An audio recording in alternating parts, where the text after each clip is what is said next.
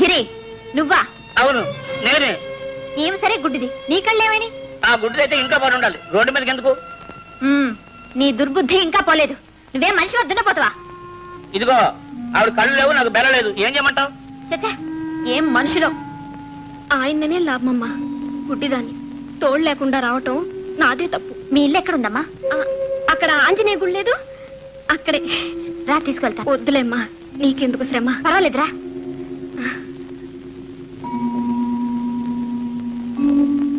కూర్చో. ఈ ఇంట్లో ఎవరు లేరా? నువ్వా? అవును నేనే. మరి ఈమె? గిరి భార్య మళ్ళీ. అవును నా భార్య, గుడ్డిది కాదు. ఇదంతా నిన్ను తొక్కి పెట్టాలని ఆడిన నాటకం. ఎందుకు? నువ్వు కోర్టుకు హాజరు కావడానికి వెళ్ళలేదు. ఈ రోజే కేసు మేమే జయించాలి. గిరి దీని కళ్ళు చెదులు కట్టపడే.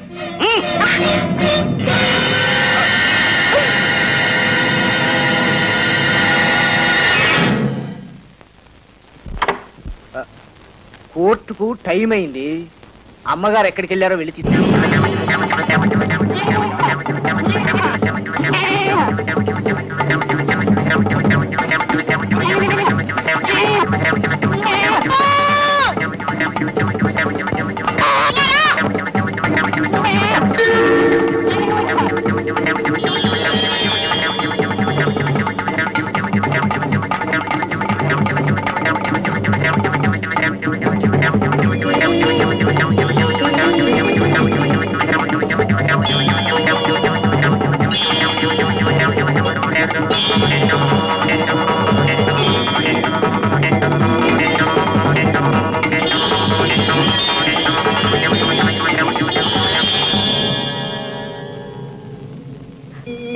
రాము నువ్వు ఇక్కడే ఉండు.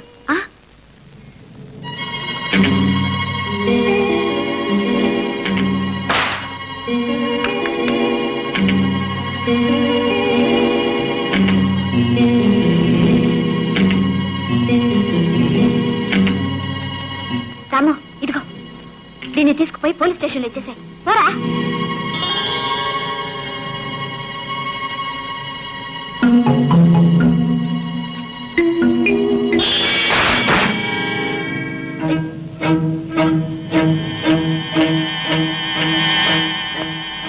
ఒకే మాదిరి, అదే మాదిరి.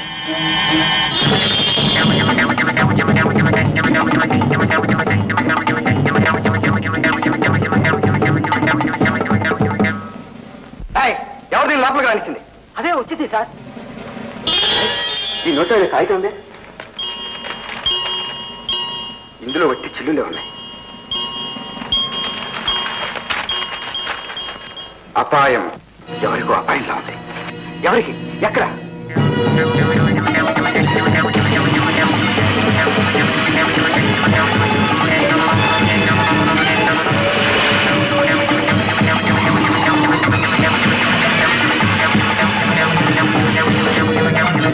గిరి కోర్టుకు టైం అయింది, దీన్ని జాగ్రత్తగా చూస్తుండు.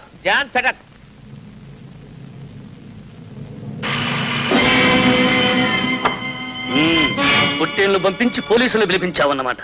అవును, ఇంకొక క్షణంలో మీ చేతులకు బేడీలు పడతాయి. మాతో పాటు నీ మొగుడికి కూడా పడతాయి బేడీలు. ఎందుకని? ఇదంతా మేమే చేశామనుకుంటున్నావా? ఆయన చెప్తేనే చేశాం. అసలు నేరస్తుడు మీ ఆయన. కుట్ర చేసిన వాడికి 5 ఏళ్ళు శిక్ష అయితే చేయించే వాడికి 10 ఏళ్ళు, తెలుసా? కరెక్ట్. ఇప్పుడు చెప్పు, ఎలా చేయాలో ఏం చేయాలో ఆలోచించుకుని చెప్పు. ఇక్కడ ఎవరికో ఏదో ఆపదని మాకు కబురు వచ్చింది. అవునండి, నాకే. ఏం జరిగింది? ఎవరో 2 రౌడీలు నా చేతులు కట్టి పడేశారు. ఎక్కడ వాళ్ళు? ఏమ్మా, ఎక్కడ రౌడీలు? పారిపోయారా? అవునండి, వీళ్ళిద్దరూ వచ్చి నన్ను కాపాడారు. నాకేం పర్వాలేదు, మీరు వెళ్ళొచ్చు. ఓకే, మీరు స్టేషన్కి వచ్చి రిపోర్ట్ రాసివ్వండి. వెళ్ళొస్తానమ్మా. వస్తానండి. నమస్కారం. హరి, నా భర్త కోసం నిన్ను కాపాడాను. బతికిపో. రాము. పున్నమ్మా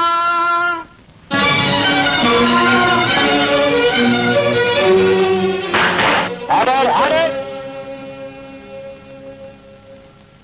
నమస్కారం అయ్యా, నేనే పున్నమ్మను. మీ తరఫున వాదించడానికి వకీళ్లు ఎవరూ లేరా? మొగుడు పెళ్లాల మధ్య తగాదాలో మూడో మనిషి ఎందుకయ్యా? ఆయన్ని విచారించడానికి నాకు అనుమతి ఇవ్వండి. అడగాల్సిందేదో నేనే అడుగుతాను. All right, proceed. Mister Vijay Kumar.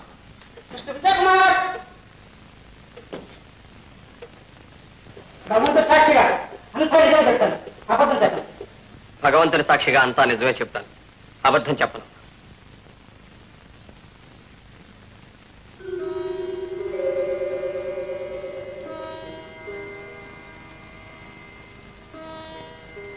మీ పేరు? విజయ్. మీకు పెళ్ళైందా? అయింది.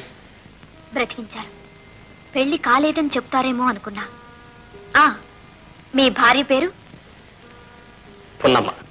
పర్వాలేదే, భార్యను మరిచిన భార్య పేరు గుర్తుంచుకున్నారే. ఆ సరే, మీకెంతమంది బిడ్డలు? ఒక్క బిడ్డే. పిల్ల పిల్లాడా? పిల్లాడని విన్నాను. భేష్, భార్యని తెలుసు, భార్య పేరు తెలుసు. ఆ భార్యకు పుట్టిన బిడ్డ సంగతి మాత్రం తెలియదు. విన్నారు అంతేనా? అయ్యా, ఇది కాస్త రాసుకోండి. సరే, ఎప్పుడు విన్నారు? యువర్ ఆనర్, ఈ కేసుకు ఈ ప్రశ్నకు ఏమాత్రం సంబంధం లేదు. ఎందుకు లేదు? ఆయనకు ఆయన సంసారానికి ఏ సంబంధము లేకపోబట్టే ఈ కేసు వేయాల్సి వచ్చింది. అందుకే ఈ ప్రశ్న వేశాను. Objection over ruled. విచారణ కానివ్వచ్చు. మీ పిల్లాన్ని గురించి ఎప్పుడు విన్నారు? నేను వేరుగా ఉన్నప్పుడు. ఎందుకు వేరుగా ఉండాల్సి వచ్చింది? నువ్వంటే నాకు ఇష్టం లేదు కనుక. ఓహో, నన్ను చూస్తేనే చాలని, నాతో మాట్లాడితేనే చాలని పొలాల్లో చెరుకు తోటల్లో నా వెంట పడ్డది ఇష్టం లేకేనా? అప్పుడున్న ఇష్టం ఒక బిడ్డను కన్న తర్వాత లేకపోయిందా? ఏమిటి కారణం? మీ నాన్నగారు అంటే మా మామగారు మీకెన్ని లక్షల ఆస్తి ఇచ్చి వెళ్ళారు? సుమారు 30 లక్షల ఆస్తి. ఇప్పుడెంత ఆస్తి ఉంది? 10 లక్షలు. అంటే 20 లక్షల ఆస్తి ఖర్చు అయిపోయింది. ఏం చేశారు? ఏదైనా వ్యాపారం చేశారా? లేదు. పోనీ దాన ధర్మాలు చేశారా? లేదు. మరి ఎలా ఖర్చయింది? ఏ, ఎందుకలా కంగారు పడతారు? చెప్పండి. నేను చెప్పనా? తాగుడుకు తందనాలకు తగలేశారు. అవునా కాదా? నా ఆస్తి నా ఇష్టం, ఎలాగైనా చేసుకుంటాను. ఆ అధికారం నాకుంది. అధికారం మీకొక్కరికే కాదు, మీ వారసులకు కూడా ఉందని వీల్నామాలో ఉంది. అవునా? అది అది ఉందా లేదా? అయ్యా, ఇది రాసుకోండి. మీ నాన్నగారి ఆస్తి మీద మీకు అధికారం ఉన్నట్టే తాతగారి ఆస్తి మీద మనవడికి అధికారం ఉందా లేదా? ఉంది. అలాంటప్పుడు వాడి వాట ఆస్తిని ఖర్చు పెట్టే అధికారం మీకెవరిచ్చారు? వాడు నా కుమారుడు, నేను వాడి తండ్రిని. ఆ మాత్రం బాధ్యత నాకు తెలుసు. బాధ్యత? అంత బాధ్యత ఉన్న మనిషి కొడుకు పుట్టాడని తెలిసి కూడా ఒక్కసారైనా వచ్చి వాడి ముఖం చూశారా? ఎవరో వద్దని సలహా ఇచ్చుంటారు. మీ అవసరం కోసం, ఆ నెక్లెస్ కోసం ఇంటి వాకిల్ దాకా వచ్చారే. ఒక్కసారి లోపలికొచ్చి బిడ్డను చూసి పొమ్మని ఎంతో బతిమాలాను. వచ్చారా? బిడ్డను పెంచే బాధ్యతను తుంచుకునుండొచ్చు, కానీ చూడ్డం కనీసం ఒక తండ్రి బాధ్యత కాదా? మీరా బాధ్యత తెలిసిన మనిషి. ఇంకొకసారి అలా అనకండి, ఎవరైనా వింటే నవ్వుతారు. Order order. మనకు పెళ్ళే ఎంతకాలమైంది? 3 ఏళ్ళు. మనం కలిసి ఎంతకాలం కాపురం చేశాం? 2 ఏళ్ళు. ఆ 2 ఏళ్లలో మీరెంత ఆస్తిని అమ్ముకున్నారు? ఏమీ అమ్మలేదు. మనం విడిపోయి ఎంతకాలమైంది? 1 సంవత్సరం. మనం కలిసిన 2 ఏళ్లలో ఆవగింజంత ఆస్తినైనా అమ్మలేదు. విడిపోయిన 1 సంవత్సరంలో 20 లక్షలు. అంటే ఆస్తిలో 2 వంతులు అమ్మేశారు. ఇలాగే వదిలేస్తే ఏమవుతుంది? ఏం మిగులుతుంది? నా కోసం కాదండి, మీ కన్న బిడ్డ కోసం. రేపు ఆస్తి ఏమైందని మీ కొడుకు అడిగితే నేనేం చెప్పాలి? వాడి సంగతి వదిలేయండి. రేపు అంతా పోగొట్టుకుని మీరొస్తే నేనేం చెయ్యాలి? మిమ్మల్ని ఎలా పోషించాలి? కనీసం మీ కడుపు నిండా అన్నం పెట్టే స్థితిలో అయినా ఉండాలా? అందుకే ఈ కేసు వేశాను. అయ్యా, భగవంతుడు సాక్షిగా చెప్తున్నాను, నా భర్తను కోర్టుకి ఇడవాలని నాకే కోశానా లేదు. అన్ని ఆయన మేలు కోసం ఆయన క్షేమం కోసమే చేశాను. పూజించే దేవుడి విగ్రహాన్నైనా మురికి పడితే కడక తప్పదు. అదే నేను చేశాను. ఏమండి, ఇప్పటికీ మించిపోయింది లేదు. నన్ను మన్నించండి. మీ పాదాలు పట్టుకుంటాను. అలా జరగడానికి వీల్లేదు.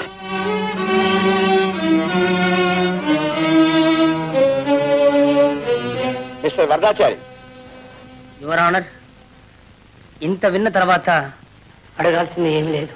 సరే, తీర్పు రేపటికి వాయిదా వేయబడింది.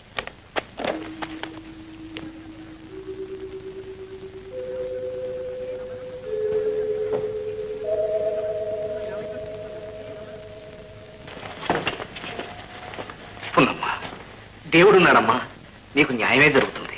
అవునమ్మా, ధర్మానికి వకీళ్ళు, సత్యానికి సాక్షులు అక్కర్లేదని నిరూపించావు. అన్ని సాక్షుల కన్నా మన సాక్షి గొప్పదని రుజువు చేశావు. ప్రతివాది విజయకుమార్ అతని భార్య పున్నమ్మ ఎంత బ్రతిమాలుకున్నా ఆమెను నిరాకరించాడు. అతను అనేక దుర్వ్యసనాలకు లోనై కొన్ని లక్షల ఆస్తిని పాడు చేశాడని నిర్వివాదంగా నిరూపించబడింది. ఈ పరిస్థితుల్లో ఏటపాలెం ఎస్టేట్, దానికి సంబంధించిన చర స్థిర ఆస్తులన్నీ విజయకుమార్ కుమారుడు లేట్ శ్రీ శ్రీపతి మనుమడు అయిన లక్ష్మీపతికి చెందవలసిందిగా తీర్మానించడమైనది. మైనర్ లక్ష్మీపతి మేజర్ అయ్యే వరకు సదరు ఏటపాలెం ఎస్టేటుకు, దానికి సంబంధించిన చర స్థిర ఆస్తులకు మైనర్ కు తల్లి పున్నమ్మనే గార్డియన్ గా నియమించడమైనది. ఎస్టేట్ రాబడి నుంచి నెలకు 1000 రూపాయలు పున్నమ్మ తన భర్త విజయ్ కుమార్ కు మనవర్తిగా ఇవ్వవలసిందని ఉత్తర్వు జారీ చేయడమైనది.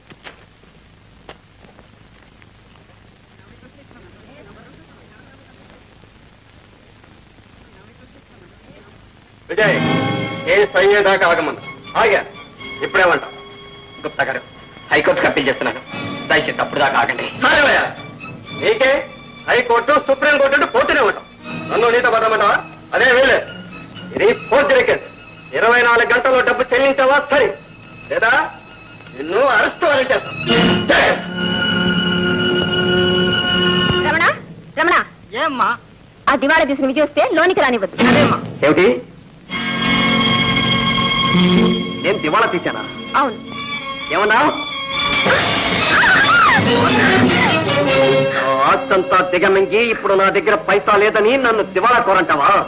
మళ్ళీ మళ్ళీ ఇలా ఎవరి కప్పులో కూర్చకుండా వద్దు, వద్దు. నన్ను సంపత్, నీ ఆస్తిని కాజేసింది, నీ ఐశ్వర్యాన్ని మింగేసింది నేను కాదు, ఆ హరిగాడు. అరే, అవును, కేవలం నాకు నెల ఖర్చులు ఇచ్చేవాడు అంతే. నాకేం తెలియదు. మరి